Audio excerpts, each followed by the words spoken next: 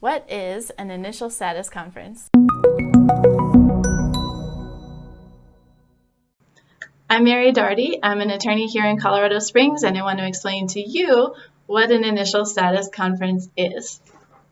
If you are involved in a divorce or a custody case here in Colorado, like anywhere in Colorado, you probably got one of these, and chances are you are a little intimidated. But what this is, it's a notice of domestic relations initial status conference. It gives you a date, a time, and a place to be, and usually the name of a court facilitator or magistrate. I haven't seen judges do these in El Paso County.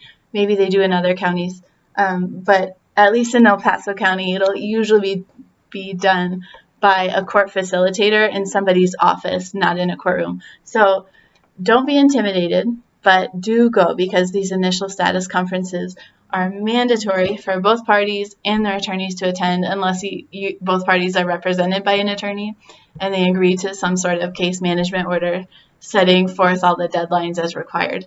So the whole point of an initial status conference is to make both parties feel comfortable with the process and make sure that both parties and attorneys are on the same page as far as what's expected of them within this process. So usually the court facilitator will tell you what's required of you. So maybe an online parenting class.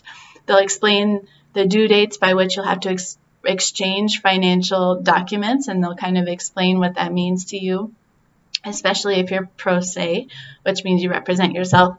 They'll also set forth deadlines for a temporary orders hearing, for asking for experts, and for setting your final orders hearing.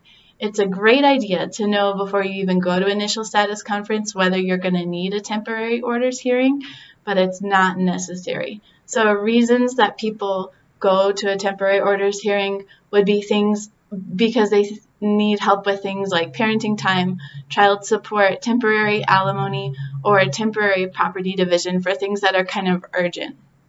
Everything else will be determined at the final orders hearing later on in the case. So the initial status conference shouldn't make you nervous. It should put your mind at ease a little bit because it will lay out the groundwork for everybody in the whole case.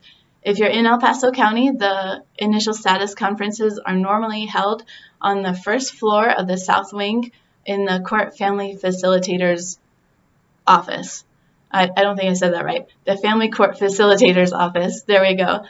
Good luck to you. Let me know if this was helpful. Please like or subscribe, and post any comments if you have questions or if you think there are topics that you'd like for me to cover.